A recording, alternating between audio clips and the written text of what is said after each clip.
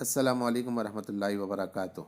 YouTube channel the knowledge की जानिब से खुश आमदीद। मैं हूं आपका दोस्त हाफिज़ अब्दुल माजिद और आज हम पिक्सल लैब की एक नई क्लास के साथ दोबारा से हाजिर खिदमत हैं।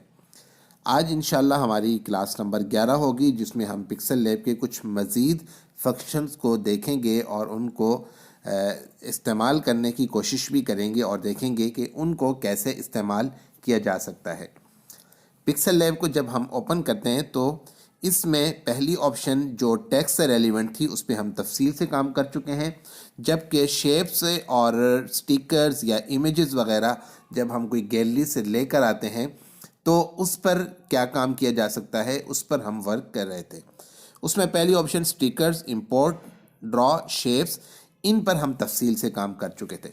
आज हम नेक्स्ट ऑप्शन बेजियर टूल और एरो टूल पर काम करेंगे और इनको देखेंगे कि कैसे इस्तेमाल किया जा सकता है। मैं पहले इस फंक्शन को यहाँ से ख़त्म कर देता हूँ, इस ऑप्शन को यहाँ से डिलीट कर देता हूँ और मैं बेजियर टूल को इस्तेमाल करने का तरीक़ा देखता हूँ। जब हम इसे ओपन करते हैं, हम इसे क्लिक करते हैं तो सबसे पहले हमारे पास यहाँ पर ऊपर दो ऑप्शंस हैं। ये दोनों ऑप्शंस आप देख चुके हैं। नंबर 1 ऑप्शन आपकी जूम इन और जूम आउट की है, जिसके ज़रिए से आप किसी चीज़ को जूम इन और जूम आउट कर सकते हैं।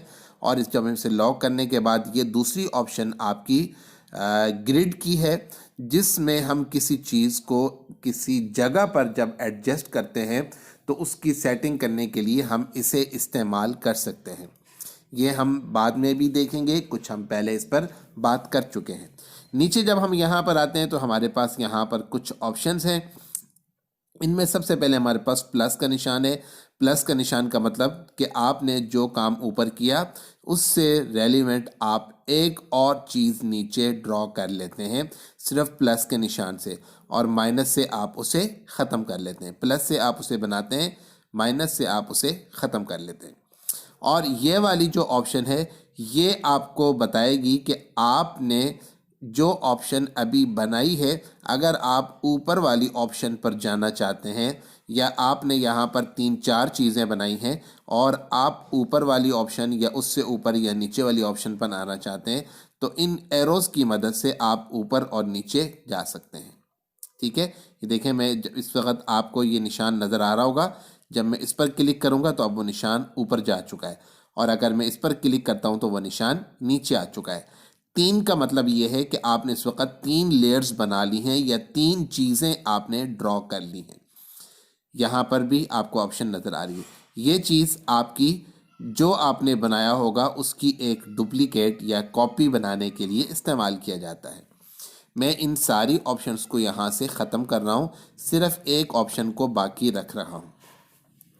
इसको जब हम यहाँ पर थोड़ा सा नीचे आते हैं, यहाँ पर बेजियर मोड आपको नज़र आएगा। इस बेजियर मोड के नीचे एक और ऑप्शन है जिसको हम एक्शंस का नाम देते हैं। बेजियर मोड और एक्शन दोनों मिलकर काम करते हैं। सिर्फ बेजियर मोड पे रहते हुए आप सारा काम नहीं कर सकते और सिर्फ एक्शन की मदद से आप काम नहीं करते। जब आप बेजियर मोड में होते हैं तो आप इनमें से कोई एक ऑप्शन सेलेक्ट कर लेते हैं। मसलन मैं पहले इसे क्लिक कर देता हूँ।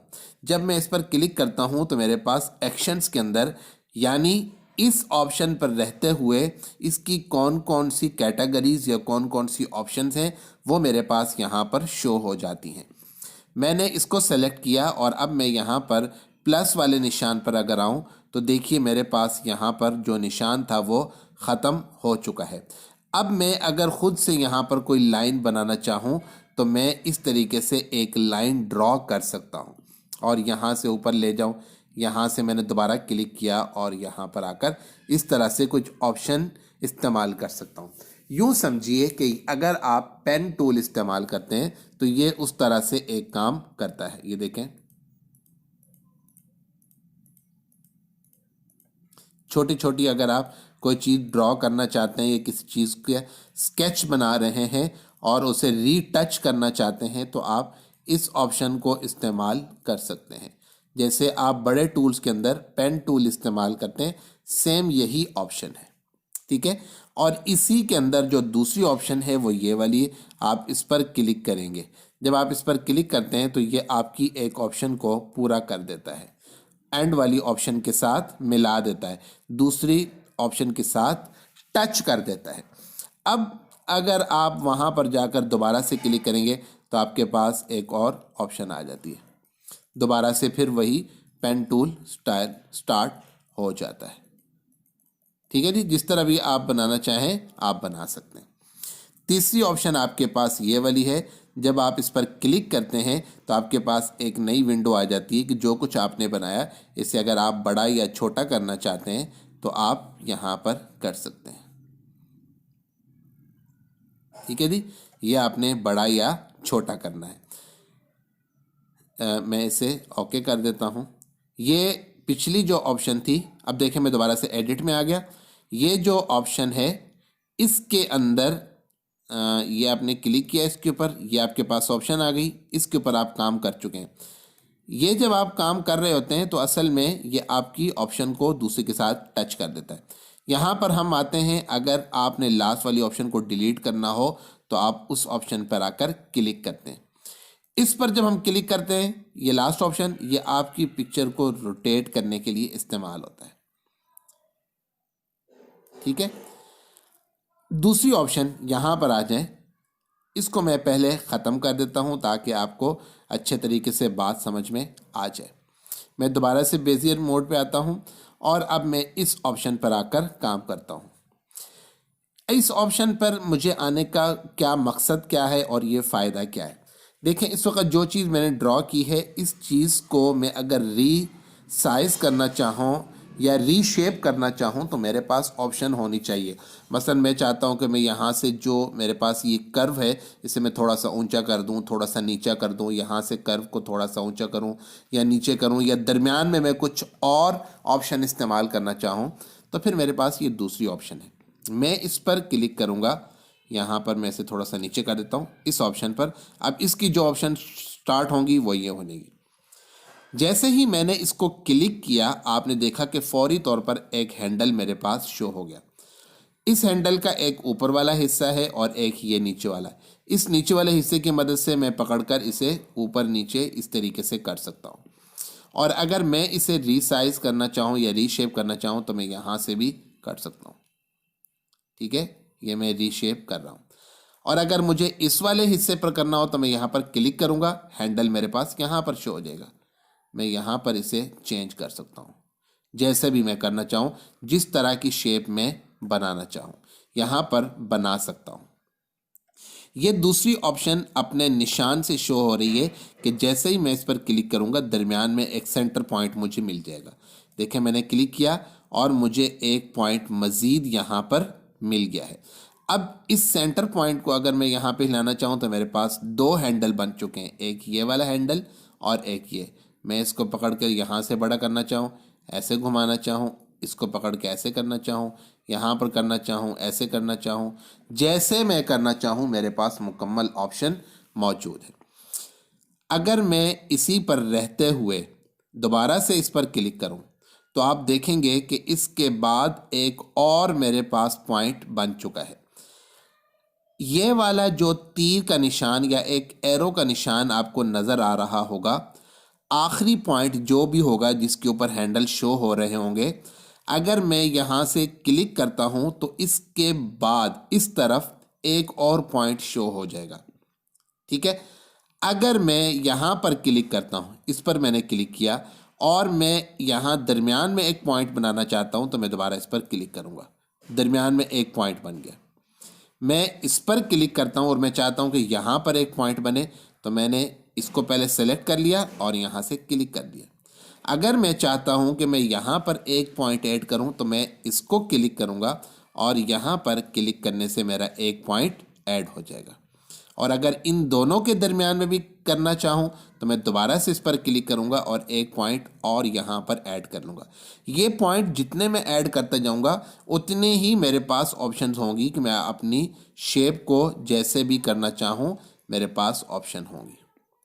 ठीक है, ये मेरे पास मज़ीद पॉइंट ऐड करने से फ़ायदा मुझे मिल जाएगा। और मैं जब इस पर क्लिक करूँगा तो ये पॉइंट दोनों को आपस में एक दूसरे के साथ अटैच कर देगा। इस अटैच करने का फ़ायदा ये होगा कि अगर आप इसके अंदर कलर करना चाहेंगे तो आप कलर कर सकेंगे। नीचे आ जाएं, देखिए आपके पास ऑप्शन मौजूद है। लेकिन जब तक ये आपस में अटैच नहीं होंगे आप इसमें कलर नहीं कर सकते। ठीक है जी, ये आपके पास ऑप्शन होगी।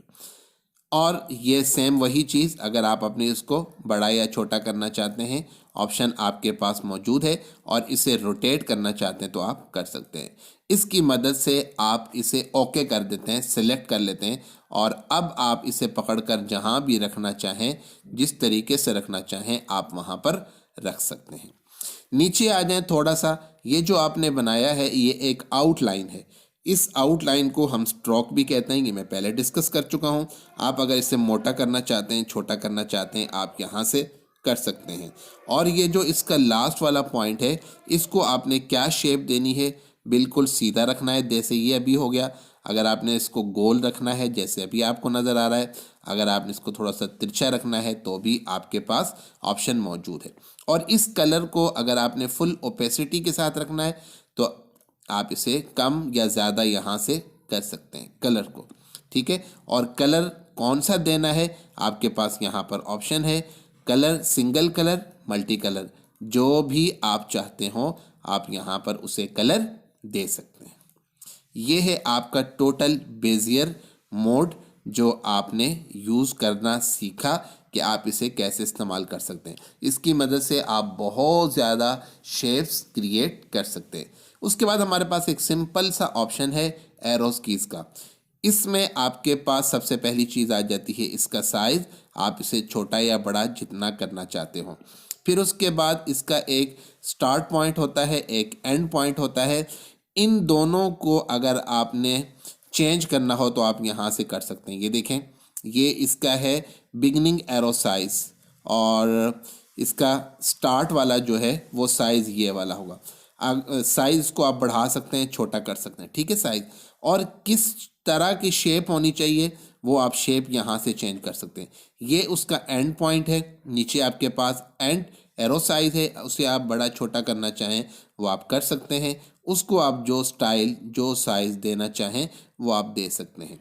इसके अंदर जो हिस्सा जो आपको वाइट नज़र आ रहा है ये फिल है, उसकी ओपेसिटी अगर आप कम करना चाहते हैं, बढ़ाना चाहते हैं तो वो कर सकते हैं। उसको अगर आप कलर देना चाहते हो तो आप कलर भी दे सकते हैं। ठीक है, जिस तरह का कलर देना चाहें। और ये जो बाहर आपको ब्लैक कलर का नज़र आ रहा है ये इसका स्ट्रोक है। इसको अगर आप बड़ा करना चाहें, छोटा करना चाहें, इसकी ओपेसिटी यहाँ से बढ़ाएं, कम करें। और इसको अगर आप कोई कलर देना चाहते हो अपनी मर्ज़ी का तो वो आप यहाँ से कलर भी दे सकते हैं। ये इसका सिंपल सा काम है कि इन एरोज़ की मदद से आप अगर किसी चीज़ को मेंशन करना चाहें तो वो आप मेंशन कर सकते हैं। उम्मीद करता हूँ आज की क्लास आपको अच्छे तरीके से समझ में आई होगी और आप बेजियर टूल को ज़रूर इस्तेमाल करेंगे और उसकी अच्छे तरीके से प्रैक्टिस करेंगे और उसकी मदद से आप नए नए आइडियाज़ क्रिएट करेंगे। मिलते हैं दोबारा से इंशाल्लाह फिर से नई क्लास के अंदर।